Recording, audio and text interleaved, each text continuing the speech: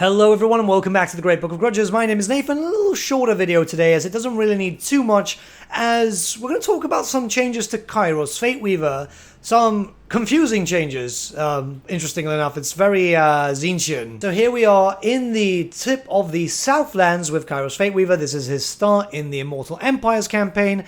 And, you know, it's pretty much was expected. You'll fight some elves at the beginning. You've got some lizard men and techless to your north, and obviously then starts the Thunderdome of the Southlands, which is one of the most varied areas I've seen in the Immortal Empires in terms of different races and factions, so you can fight pretty much everyone and have a little bit of fun there. You're going to have a lot of enemies, and that means that you're going to need some extra help. Kairos and his armies are Tzeentchian demons, and the problem is that they are relatively squishy. They've got very high firepower, but something that they have lacked is, well, you know, a front line. They've very much lacked that. So how do you deal with that? Well, a massive increase to your roster, as you can see right here.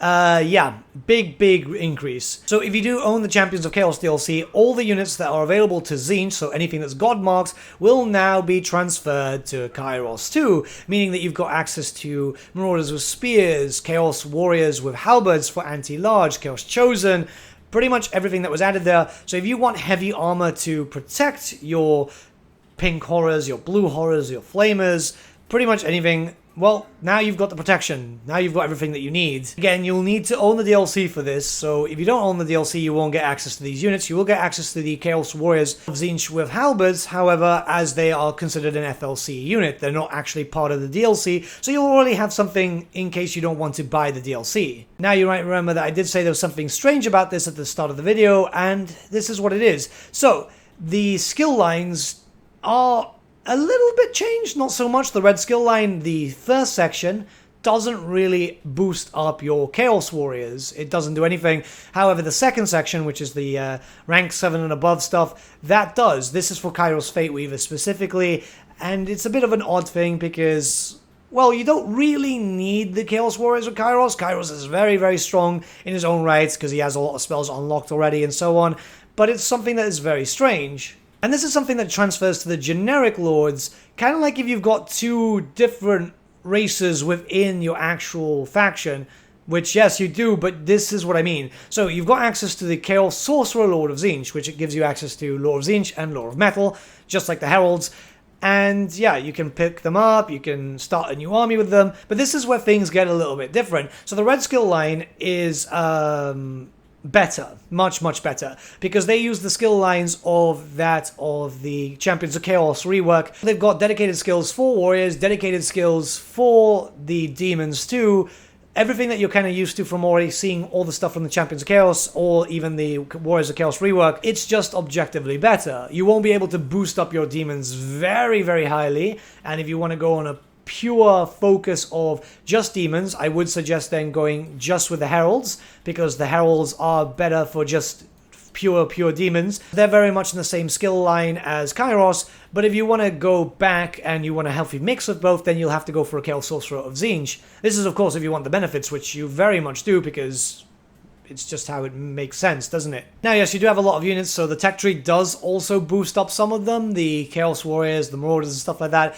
Mostly just armor, but really the tech tree for Tzeentch is very administrative, so yeah. If anything, it's just kind of improving the warriors to be more tanky, which is really what you wanted anyway. This is what we want, a little bit of a tanky front line, so we can have a few warriors, and then the rest is all firepower. Alright, so now you can see the roster for your Tzeentchian faction if you decide to buy the Champions of Chaos DLC, which is fairly large. Keep in mind that, yeah, it adds in a lot. We already had a few of those units, you know, like the Doom Knights and the Chaos Knights too. These ones were already part of your baseline roster. Again, it's very important to state that if you don't decide to buy the DLC, there's also the Chaos Warriors of Tzeentch with Halberds, so pretty good unit in general as an FLC unit, so they're completely free. You'll have them already and they'll be recruitable to your campaign.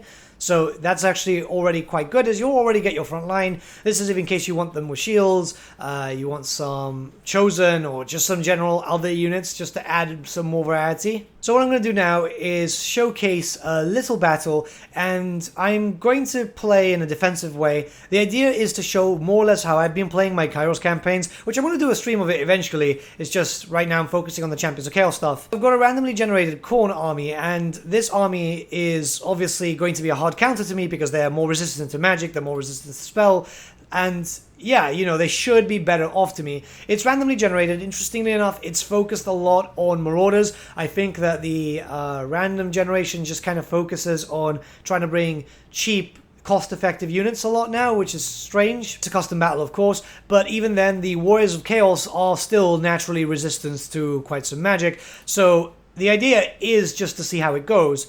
I've got a front line with some Chaos Warriors, 2 units of Chaos Warriors, 2 units of Chaos Warriors with Halberds, then 2 units of Flamers for support, 2 units of Blue Horrors, because your Blue Horrors are still your tar pit. They're still the ones that should be very much at the front. Then a bunch of units of Pink Horrors and a Chaos Sorcerer Lord of Tzeentch. It just feels like the Chaos Sorcerer Lord of Tzeentch is much, much better than the Herald. Even though the Herald can boost up demons, I'm trying to go with a bit of a mix just to make sure that I can have much more effective Chaos Warriors. So it just kind of works out quite well with that. And you still can get them quite powerful if you don't want them as Chaos Sorcerer Lords. I mean, you can easily just level them up a little bit and then turn them into a Demon Prince, which is also quite thematic because it is a demon. So in general, my spells weren't doing so well. Obviously, the Pink Horror should do fairly decently. The Cornates do take a while, but I've decided to go with a flat map, as flat of a map as possible. I do have a little bit of a high ground, which obviously is to my benefit, but the issue is trying to find a decent flat map is just a bit much considering how many maps are actually in game now. Either way, it doesn't take too long for them to actually get to me, and you'll notice that their damage is still pretty good, because keep in mind that my Pink Horrors, my Blue Horrors specifically, obviously they're the weaker ones, they are very, very squishy, but yeah, you know, having the Warriors up front, they hold down for so much better. I mean, you know, Blue Horrors will be unbreakable. Well, they're not fully unbreakable because they will start to wither away, but the Warriors are more susceptible to routing. However, they are just stronger because they've got a lot of armor. I mean, even just a baseline 100 is really, really good. I'll let the rest of the battle play out, and I'm not even using the big Tzeentchian abilities, like, you know, the big bombardments and stuff, because, yeah, I want to see how everything just kind of works out. And I think that's a pretty cool thing. In the future, I'll probably do battles between the AI. That might be easier, but this is literally just Pink Horrors shooting into the enemies. The front line being a front line as expected, holding out against Khorne, which is geared to do damage against me. So, yeah, let me know what you guys think in the comments below. Let's start a bit of discussion, and I'll see you all again very, very soon.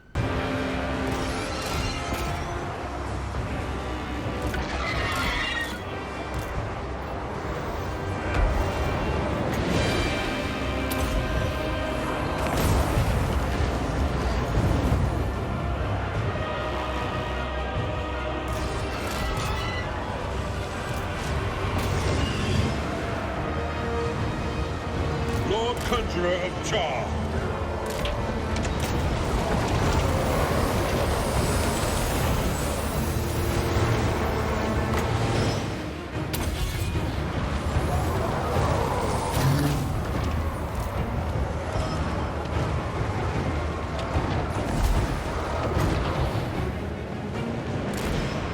Moving swiftly.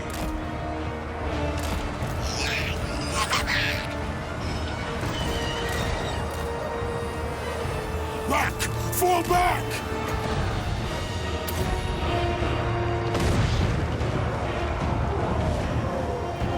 Curse them!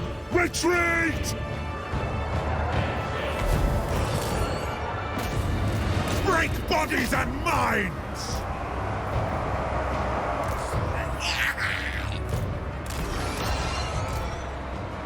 As Tzeentch wills.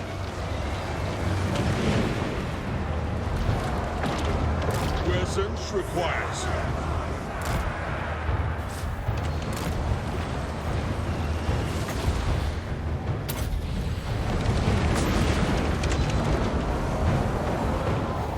It is destined.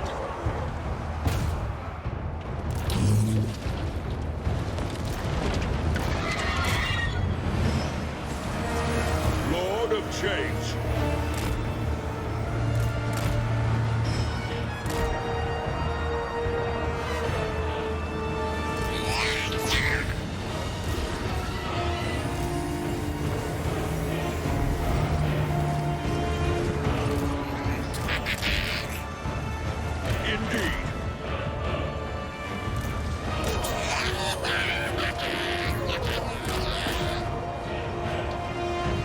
Servant of Char.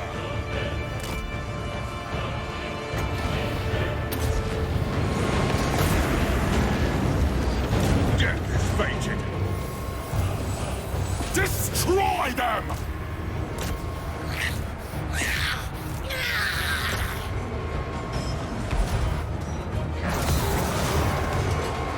Lord Conjurer of Char. Destiny awaits. For Char.